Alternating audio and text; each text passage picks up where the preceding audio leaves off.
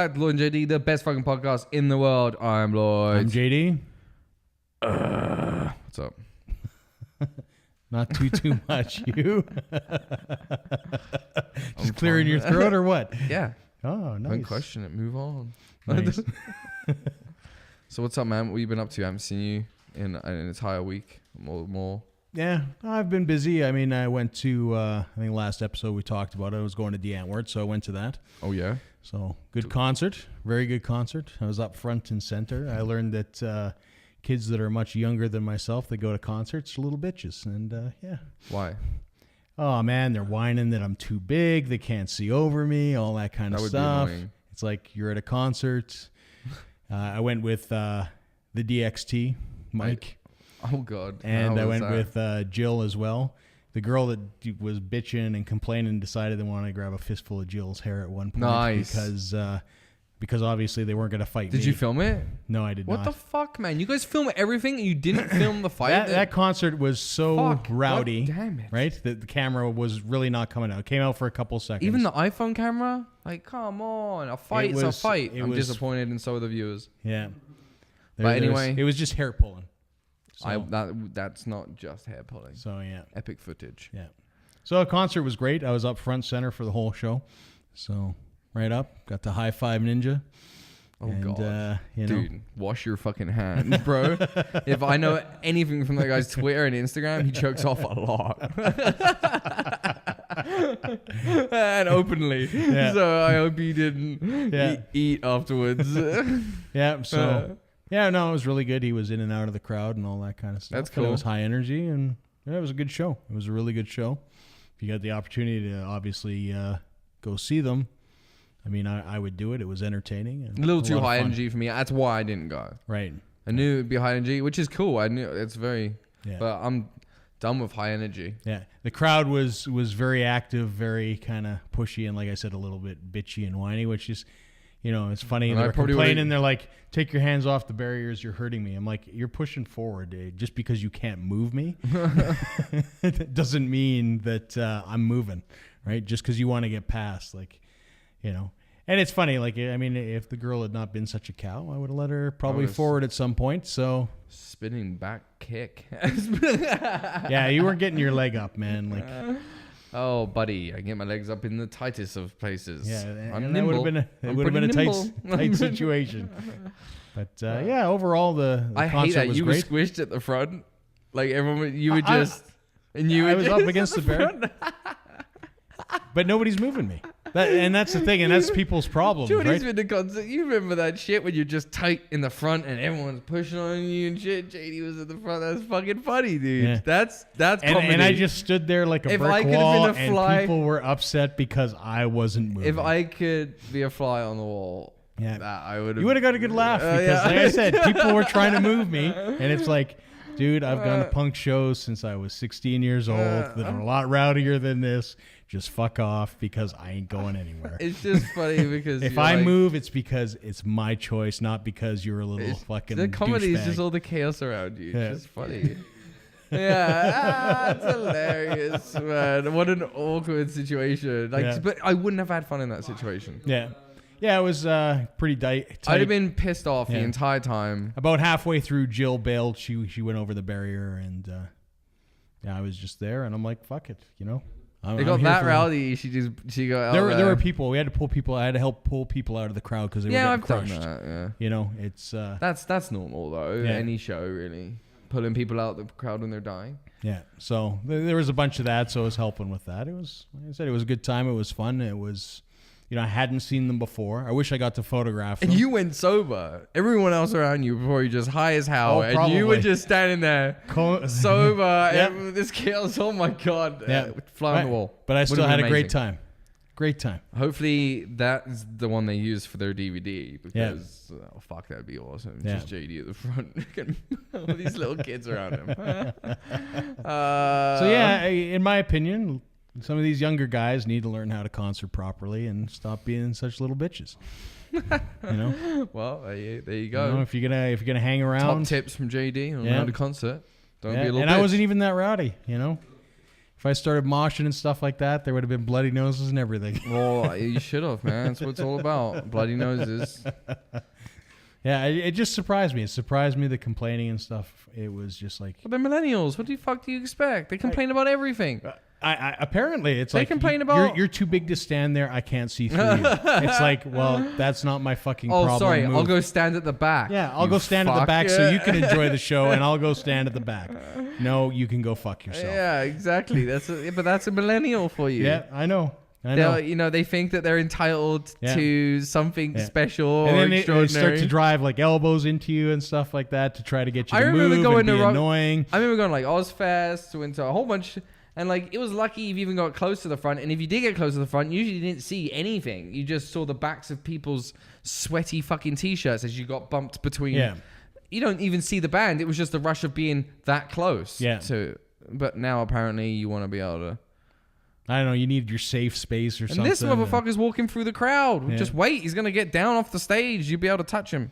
Yeah. Oh, yeah. And that's the thing is that Ninja, jumps directly into the crowd. He jumps deep. So, if you're looking to get, ninja sweat on you, you're going to get ninja sweat on you. Like, some people are looking for some ninja sweat. I could probably find me some bottled ninja sweat. There were people almost crying behind me. Crying because they were so excited. It's like, oh my god, Ninja, he's gonna be here. I'm so excited. This is the pinnacle moment of my life. If this is the pinnacle moment of your life, I feel bad for you right now. Don't get me wrong, it was entertaining, it was a lot of fun, but if this is the pinnacle moment of your life, it's pretty sad. That's awesome. Well, I'm glad I didn't go. Yeah.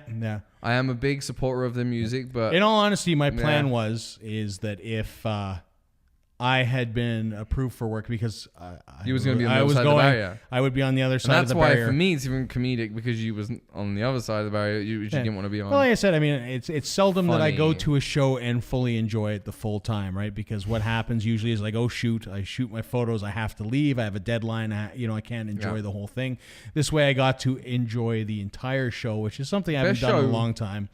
Well, which is good. Yeah, but you kind of got stuck with assholes all around you. Yeah, but that's fine. I can deal with assholes. Yeah, but that ruined my time. The best show I ever had was I went to Gigantor. I think it was the second time with Megadeth. Yep.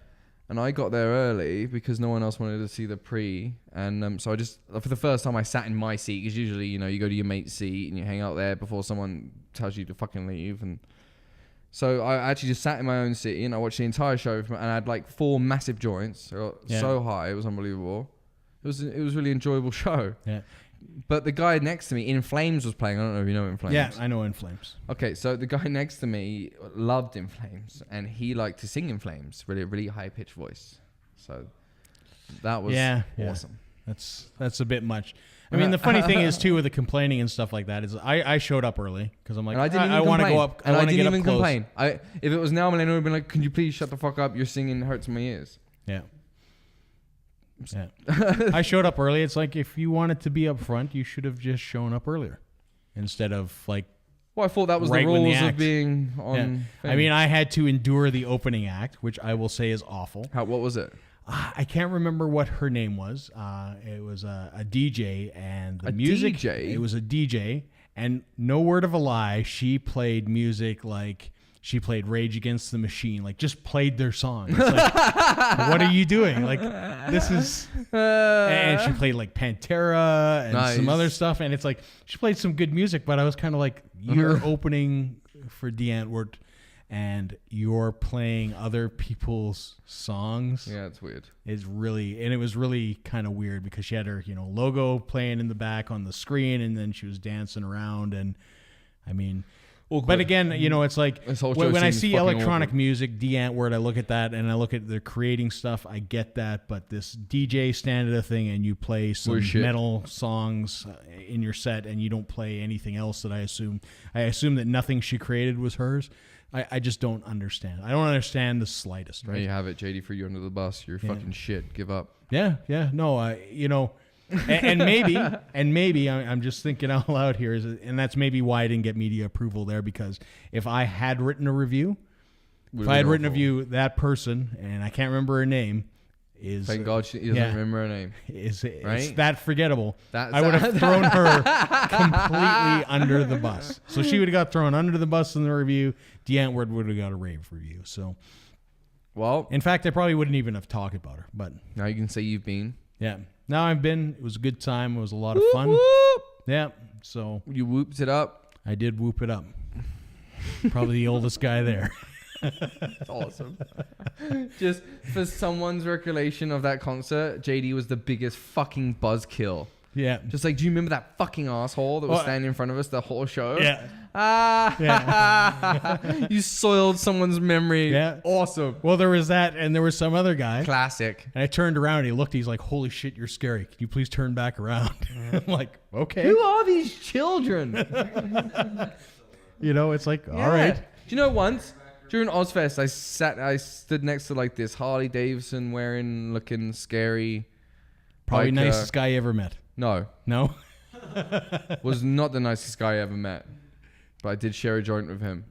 But I did not go, oh my God, you're scary. Could you please turn around, sir?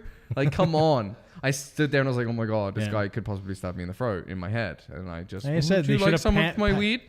Would you like? It's almost like they need to hand out those inflatable balls. You've seen that inflatable ball soccer where they run around in the giant inflatable ball and kick the ball. They need to install those for people so they can go enjoy concerts as millennials. No. So they have their safe space. Nobody's going to scare them. It's like those silent discos kids are doing these days. You know, so you just have a pit full of these bubbles pushing around, squeaking. Just wear headphones. See, I don't understand that either. The DJ plays and you jam out in a room with everyone. If you take your headphones off, it's just fucking silence. It's weird. Yeah. That's fucking weird.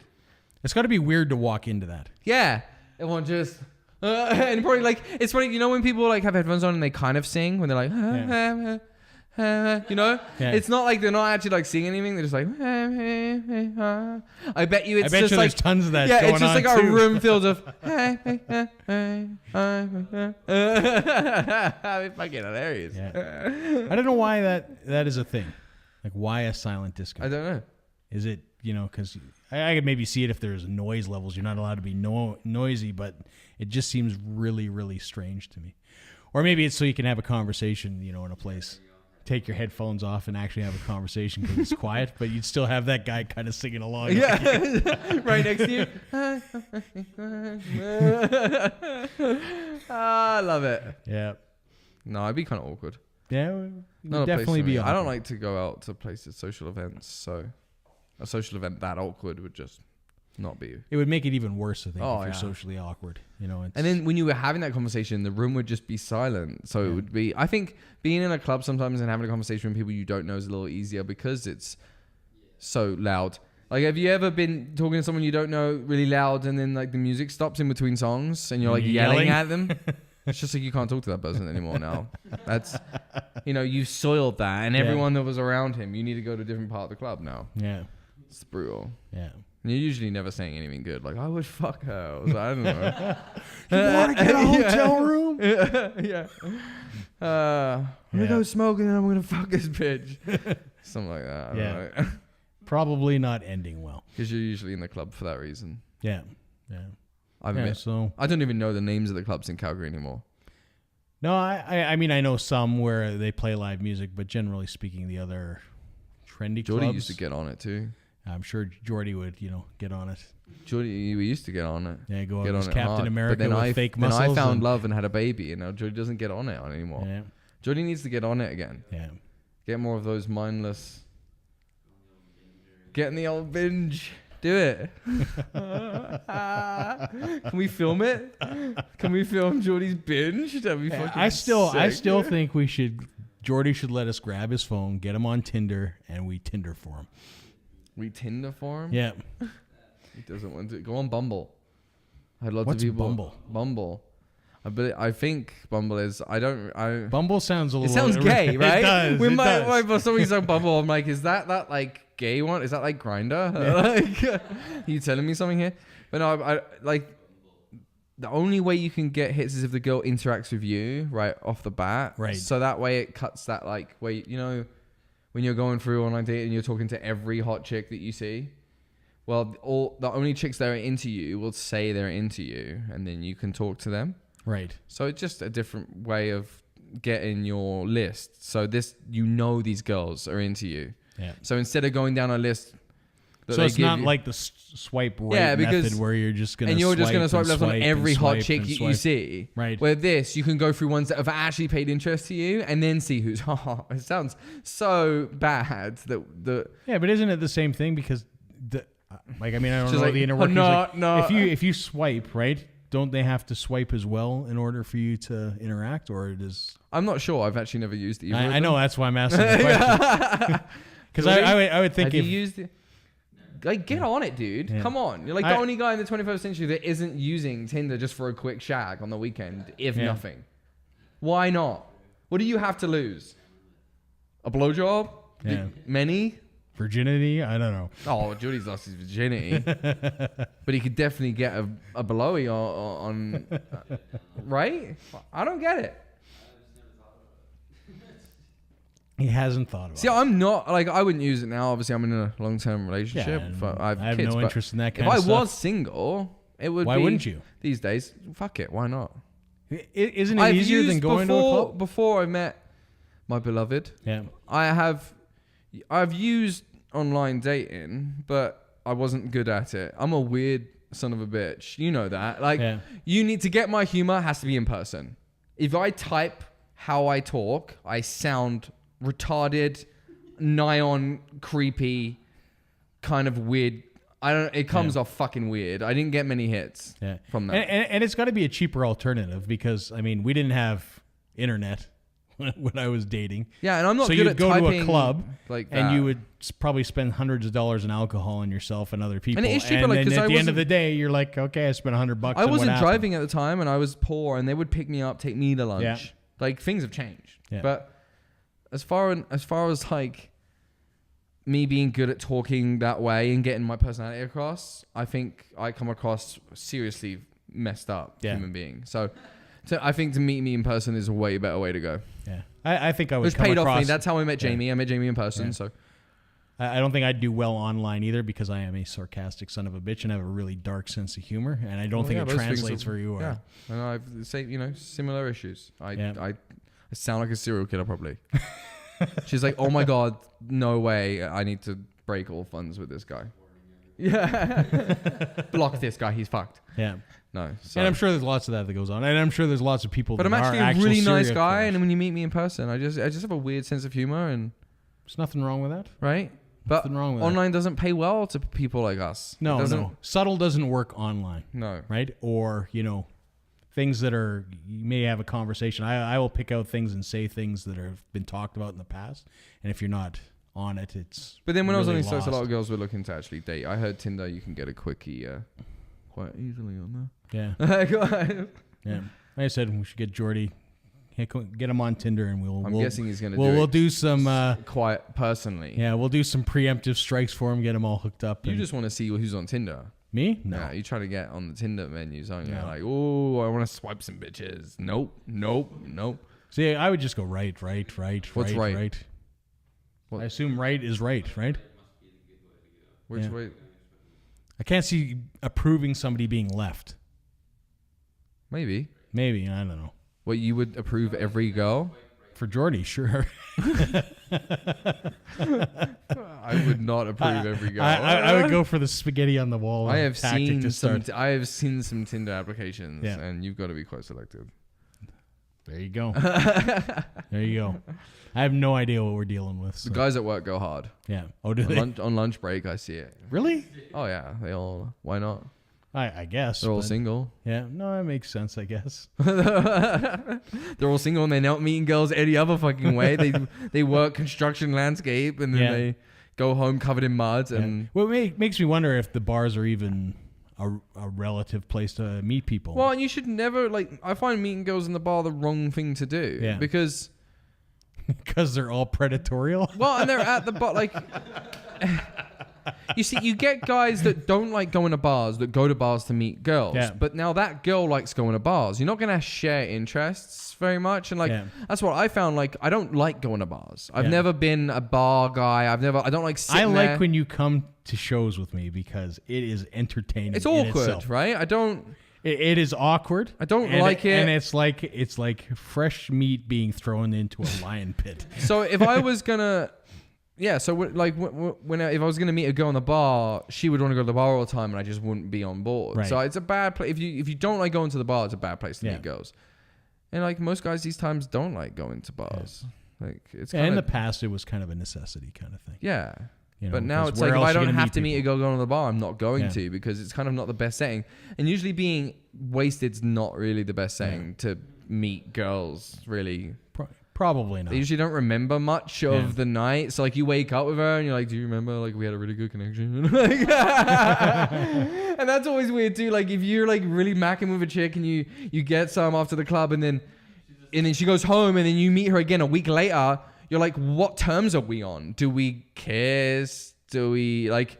Are we back? I've seen all that kind of stuff. Are we back to square one now? Because like when we did it before, we were wasted. Like, what do you do? Yeah. You do is hug. I need to bring a 6-pack. Do we build back up? Yeah. Do I have to get you drunk again? All super awkward. Yeah, I'm gonna get beaten just for talking about this. So. Yeah. Anyways, that's all we have time for this week. Well, Lloyd and JD love advice. Maybe we should start a little segment, Lloyd and JD's love advice. If you want us to give you some love advice, leave us some questions below and we'll answer them in the next show. I'll answer love questions. There you go. I'm Lloyd. I'm JD. The love doctor. Peace. See ya.